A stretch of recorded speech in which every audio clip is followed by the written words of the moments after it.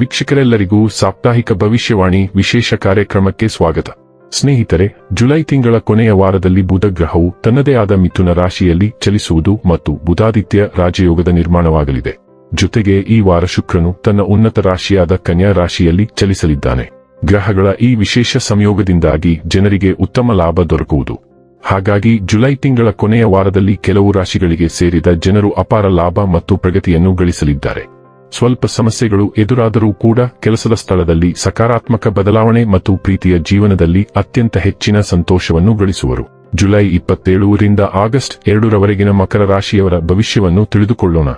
ಈ ವಾರ ಮಕರ ರಾಶಿಯವರ ಫಲಾಫಲಗಳೇನು, ಗ್ರಹಗತಿಗಳು ಹೇಗಿರಲಿವೆ, ಕೌಟುಂಬಿಕ ಸಾಮಾಜಿಕ ಜೀವನ ಹಾಗೂ ವ್ಯಾಪಾರ ವಹಿವಾಟು ಹೇಗೆ ನಡೆಯಲಿದೆ, ಅಲ್ಲದೆ ಯಾವೆಲ್ಲ ಸಮಸ್ಯೆಗಳು ನಿಮ್ಮನ್ನು ಈ ಸಾಪ್ತಾಹಿಕದಲ್ಲಿ ಕಾಡಲಿವೆ, ಅವುಗಳಿಗೆ ಪರಿಹಾರಗಳೇನು ಎಂಬುದನ್ನು ತಿಳಿಯಲು ಈ ವಿಡಿಯೋವನ್ನು ಸಂಪೂರ್ಣವಾಗಿ ವೀಕ್ಷಿಸಿ. ನೀವಿನ್ನೂ ನಮ್ಮ ಚಾನೆಲ್ ಸಬ್ಸ್ಕ್ರೈಬ್ ಮಾಡದೇ ಇದ್ದರೆ ಕೂಡಲೇ ನಮ್ಮ ಚಾನೆಲ್ ಸಬ್ಸ್ಕ್ರೈಬ್ ಮಾಡಿ. ಹೆಚ್ಚಿನ ವಿಡಿಯೋ ಅಪ್ಡೇಟ್ಗಾಗಿ ಪಕ್ಕದ ಬೆಲ್ ಐಕಾನ್ ಬಟನ್ ಕ್ಲಿಕ್ ಮಾಡಿ. ಸ್ನೇಹಿತರೆ, ಮಕರ ರಾಶಿ ಸೇರಿದ ಜನರಿಗೆ ಜುಲೈ ತಿಂಗಳ ಕೊನೆಯ ವಾರದಲ್ಲಿ ಗುರು ಮತ್ತು ಸೂರ್ಯನ ಸಂಯೋಗದಿಂದಾಗಿ ಹೆಚ್ಚಿನ ಪ್ರಯೋಜನಗಳಾಗುವುದು. ವಾರದ ಕೊನೆಯಲ್ಲಿ ನಿಮ್ಮ ರಾಶಿಯಲ್ಲಿ ಗಜಕೇಸರಿ ಯೋಗದ ನಿರ್ಮಾಣವಾಗಲಿದೆ. ಹಾಗಾಗಿ ಕೆಲಸದ ಸ್ಥಳದಲ್ಲಿ ಪ್ರಗತಿಯನ್ನು ಗಳಿಸುವ ಯೋಗವಿದೆ. ಹಾಗೆ ನಿಮ್ಮ ಗೌರವ ಖ್ಯಾತಿ ಸಾಕಷ್ಟು ವೃದ್ಧಿಯಾಗುವುದು. ಈ ವಾರ ಯಾವುದಾದರೂ ಹೊಸ ಯೋಜನೆಯ ಕಡೆಗೆ ನೀವು ಆಕರ್ಷಿತರಾಗುವಿರಿ. ಈ ವಾರ ಯಾವುದಾದರೂ ಹೊಸ ಕೆಲಸವನ್ನು ಶುರು ಮಾಡುವಲ್ಲಿ ಯಶಸ್ಸು ಗಳಿಸುವಿರಿ. ಆರ್ಥಿಕ ವಿಚಾರಗಳಿಗೆ ಸಂಬಂಧಿಸಿದಂತೆ ನಿಮಗೆ ಅಪಾರ ಲಾಭ ದೊರಕುವ ಯೋಗವಿದೆ.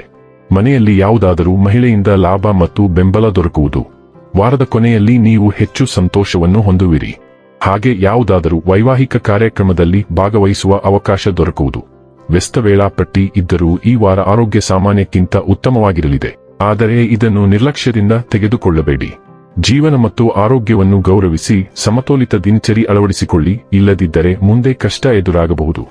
ಚಂದ್ರ ರಾಶಿಯ ದೃಷ್ಟಿಯಿಂದ ಗುರು 7ನೇ ಭಾವದಲ್ಲಿ ಇರುವ ಕಾರಣ ಈ ವಾರ ಹಣ ಲಾಭ ಸಿಗಲಿದ್ದು, ಹೂಡಿಕೆ ಮಾಡಿದ ನಂತರ ಸಮೃದ್ಧಿ ಮತ್ತು ಆರ್ಥಿಕ ಭದ್ರತೆ ಹೆಚ್ಚಾಗಲಿದೆ. ಚಂದ್ರ ರಾಶಿಯ ದೃಷ್ಟಿಯಿಂದ ಶನಿ 3ನೇ ಭಾವದಲ್ಲಿ ಇರುವ ಕಾರಣ ಸಂಬಂಧಿ ಅಥವಾ ಆಪ್ತರೊಂದಿಗೆ ವ್ಯಾಪಾರ ಪಾಲುದಾರಿಕೆ ಮಾಡಿಕೊಳ್ಳುವ ಮಹತ್ವದ ನಿರ್ಧಾರ ತೆಗೆದುಕೊಳ್ಳಬಹುದು. ಕುಟುಂಬದಲ್ಲಿ ಹೊಸ ಅತಿಥಿಯ ಆಗಮನ ಸಂಭ್ರಮ ತರಲಿದ್ದು, ಹೊಸ ಅಡುಗೆ ಪ್ರಯೋಗ ಮಾಡಿ ಇಡೀ ಕುಟುಂಬದೊಂದಿಗೆ ಸಮಯ ಕಳೆಯಲಿದ್ದೀರಿ. ವ್ಯಕ್ತಿಗತ ಜೀವನದಲ್ಲಿ ಇತರರೊಂದಿಗಿನ ಭಿನ್ನಾಭಿಪ್ರಾಯ ತೊಂದರೆ ಕೊಡಬಹುದು. ವಿದ್ಯಾರ್ಥಿಗಳಿಗೆ ಅಗತ್ಯಕ್ಕಿಂತ ಹೆಚ್ಚು ನಿದ್ರೆ ಈ ವಾರ ಆರೋಗ್ಯಕ್ಕೆ ಹಾನಿಕಾರಕ ಆಗಬಹುದು. ಆರಂಭದಿಂದಲೇ ಈ ವಿಷಯ ಮನಸ್ಸಿನಲ್ಲಿ ಇಟ್ಟುಕೊಳ್ಳಿ. ಈ ವಾರ ಮಂಗಳ ಮಿಥುನ ರಾಶಿಯ ವಾಯು ರಾಶಿಯ ಮೂಲಕ ಚಲಿಸುತ್ತಿರುವುದರಿಂದ 6ನೇ ಮನೆಯು ಸಕ್ರಿಯವಾಗಿರುತ್ತದೆ. ನೀವು ಹೆಚ್ಚಿನ ಕೆಲಸಗಳನ್ನು ಕೈಗೆತ್ತಿಕೊಳ್ಳುತ್ತೀರಿ ಮತ್ತು ಸ್ವಲ್ಪ ಸಮಯದಿಂದ ಬಾಕಿ ಇರುವ ವಿಷಯಗಳನ್ನು ನೇರವಾಗಿ ನಿಭಾಯಿಸುತ್ತೀರಿ. ಕೆಲಸದ ಸ್ಥಳದಲ್ಲಿ ಸ್ಪರ್ಧೆ ಬಲಗೊಳ್ಳುತ್ತದೆ ಮತ್ತು ಧೈರ್ಯ ಮತ್ತು ತ್ವರಿತ ನಿರ್ಧಾರಗಳ ಅಗತ್ಯವಿರುವ ಸಂದರ್ಭಗಳನ್ನು ನೀವು ಯಶಸ್ವಿಯಾಗಿ ನಿಭಾಯಿಸುತ್ತೀರಿ. ಹಳೆಯ ವಿವಾದವು ಚರ್ಚೆಗೆ ಮರಳುತ್ತದೆ, ಆದರೆ ಅದನ್ನು ದೃಢವಾಗಿ ಪರಿಹರಿಸುವ ಮೂಲಕ ನೀವು ಮೇಲುಗೈ ಸಾಧಿಸುವಿರಿ. ಪ್ರಾಯೋಗಿಕ ಕರ್ತವ್ಯಗಳನ್ನು ನಿರ್ವಹಿಸಲು ಮತ್ತು ನಿಮ್ಮ ವೇಳಾಪಟ್ಟಿಯನ್ನು ಸಂಘಟಿಸಲು ನೀವು ಹೆಚ್ಚಿನ ಸಮಯವನ್ನು ಕಳೆಯುತ್ತೀರಿ. ಆರೋಗ್ಯವು ಹೆಚ್ಚು ಬೇಡಿಕೆಯಾಗಿರುತ್ತದೆ. ಫಿಟ್ನೆಸ್, ಆಹಾರ ಪದ್ಧತಿ ಅಥವಾ ವೈದ್ಯಕೀಯ ನೇಮಕಾತಿಗಳ ಕಡೆಗೆ ಗಮನ ಹರಿಸಲಾಗುತ್ತದೆ. ಶುಕ್ರನು 9ನೇ ಮನೆಯಲ್ಲಿ ದುರ್ಬಲ ಸ್ಥಿತಿಯಲ್ಲಿ ಚಲಿಸುತ್ತಿರುವುದರಿಂದ ಕೆಲವು ಸಂಕೀರ್ಣ ಪ್ರಯಾಣ ಯೋಜನೆಗಳು ಇರುತ್ತವೆ. ಆದ್ದರಿಂದ ಪ್ರಯಾಣ ಇರುತ್ತದೆ, ಆದರೆ ಅಡೆತಡೆಗಳು ಸಹ ಇರುತ್ತವೆ. ಜಾಗತಿಕ ಸಂಪರ್ಕಗಳು ಖಂಡಿತವಾಗಿಯೂ ನಿಮ್ಮ ಜೀವನಕ್ಕೆ ಕೆಲವು ಮೌಲ್ಯಗಳನ್ನು ಸೇರಿಸುತ್ತವೆ. ಮಾರ್ಗದರ್ಶಕರು ಮತ್ತು ಶಿಕ್ಷಕರು ನಿಮ್ಮೊಂದಿಗೆ ಮಾತನಾಡಲು ಕೆಲವು ಉಪಕ್ರಮಗಳನ್ನು ತೆಗೆದುಕೊಳ್ಳುತ್ತಾರೆ. ಉನ್ನತ ಅಧ್ಯಯನ, ವೃತ್ತಿಪರ ತರಬೇತಿ, ಪ್ರಕಟಣೆ ಅಥವಾ ಕಾನೂನು ಕೆಲಸಕ್ಕೆ ಸಂಬಂಧಿಸಿದ ವಿಷಯಗಳು ಪ್ರಮುಖ ಅಡೆತಡೆಗಳಿಲ್ಲದೆ ಮುಂದುವರಿಯುತ್ತವೆ. ನೀವು ಪ್ರಯಾಣ, ಐಷಾರಾಮಿ ಅಥವಾ ಶೈಕ್ಷಣಿಕ ಉದ್ದೇಶಕ್ಕಾಗಿ ಹಣವನ್ನು ಖರ್ಚು ಮಾಡುತ್ತೀರಿ.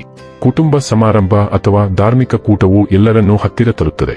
ದೂರದ ಸ್ಥಳ, ವಿದೇಶಿ ಅವಕಾಶ ಅಥವಾ ಬಹುನಿರೀಕ್ಷಿತ ವೈಯಕ್ತಿಕ ವಿಷಯಕ್ಕೆ ಸಂಬಂಧಿಸಿದ ಒಳ್ಳೆಯ ಸುದ್ದಿಯನ್ನು ಸಹ ನೀವು ಸ್ವೀಕರಿಸುತ್ತೀರಿ. 2ನೇ ಮನೆಯಲ್ಲಿ ಹುಣ್ಣಿಮೆ ಸಂಚರಿಸುವುದರಿಂದ ಹಣ, ಕುಟುಂಬ ಮತ್ತು ವೈಯಕ್ತಿಕ ಆಸ್ತಿಗಳ ಸುತ್ತ ಪ್ರಮುಖ ಬೆಳವಣಿಗೆಗಳು ಉಂಟಾಗುತ್ತವೆ. ಬಾಕಿ ಇರುವ ಹಣವನ್ನು ನೀವು ಸ್ವೀಕರಿಸುತ್ತೀರಿ ಅಥವಾ ಹಣಕಾಸಿನ ವಿಷಯವು ಸ್ಪಷ್ಟ ತೀರ್ಮಾನಕ್ಕೆ ಬರುತ್ತದೆ. ಕುಟುಂಬ ಚರ್ಚೆ ನಡೆಯುತ್ತದೆ ಮತ್ತು ಮಾತನಾಡದೆ ಉಳಿದಿರುವ ವಿಷಯವು ಅಂತಿಮವಾಗಿ ಬಹಿರಂಗಗೊಳ್ಳುತ್ತದೆ. ಮನೆಯ ಅಗತ್ಯ, ಕುಟುಂಬದ ಜವಾಬ್ದಾರಿ ಅಥವಾ ಅಮೂಲ್ಯವಾದ ಖರೀದಿಗೆ ನೀವು ಗಮನಾರ್ಹವಾದ ಪಾವತಿಯನ್ನು ಮಾಡುತ್ತೀರಿ. ಹಳೆಯ ಹಣಕಾಸಿನ ಬದ್ಧತೆಯು ಇತ್ಯರ್ಥವಾಗುತ್ತದೆ, ಇದು ಪರಿಹಾರವನ್ನು ತರುತ್ತದೆ. ನಿಮ್ಮ ಆರ್ಥಿಕ ಸ್ಥಿತಿಯ ಮೇಲೆ ನೇರವಾಗಿ ಪರಿಣಾಮ ಬೀರುವ ಸಂಬಳ, ಉಳಿತಾಯ, ಹೂಡಿಕೆಗಳು ಅಥವಾ ಪಾವತಿಗೆ ಸಂಬಂಧಿಸಿದ ಸುದ್ದಿಗಳನ್ನು ಸಹ ನೀವು ಸ್ವೀಕರಿಸುತ್ತೀರಿ. ಹಠಾತ್ ವೆಚ್ಚಗಳು ಇರುತ್ತವೆ, ಆದ್ದರಿಂದ ನೀವು ಅದಕ್ಕೆ ಸಿದ್ಧರಾಗಿರಬೇಕು. ಇನ್ನು ಕೊನೆಯದಾಗಿ ಮಾಡಿಕೊಳ್ಳಬೇಕಾದ ಉಪಾಯಗಳ ಕುರಿತು ನೋಡುವುದಾದರೆ ಪಕ್ಷಿಗಳಿಗೆ ಬೇಳೆಕಾಳುಗಳನ್ನು ತಿನ್ನಲು ನೀಡಿ. ವೀಕ್ಷಕರೇ, ಇದಾಗಿತ್ತು ಮಕರ ರಾಶಿಯ ಜಾತಕದವರ ಜೂನ್-ಜುಲೈ 27 ರಿಂದ ಆಗಸ್ಟ್ 2 ರವರೆಗಿನ ಫಲದ ಮಾಹಿತಿ ಇಷ್ಟವಾದರೆ ವಿಡಿಯೋವನ್ನು ಲೈಕ್ ಮತ್ತು ಶೇರ್ ಮಾಡಿ. ಹಾಗೆ ಚಾನೆಲ್ ಸಬ್ಸ್ಕ್ರೈಬ್ ಮಾಡುವುದರ ಜೊತೆಗೆ ನಿರಂತರ ವಿಡಿಯೋ ಅಪ್ಡೇಟ್ಸ್ಗಳಿಗಾಗಿ ಪಕ್ಕದ ಬೆಲ್ ಐಕಾನ್ ಕ್ಲಿಕ್ ಮಾಡಿ.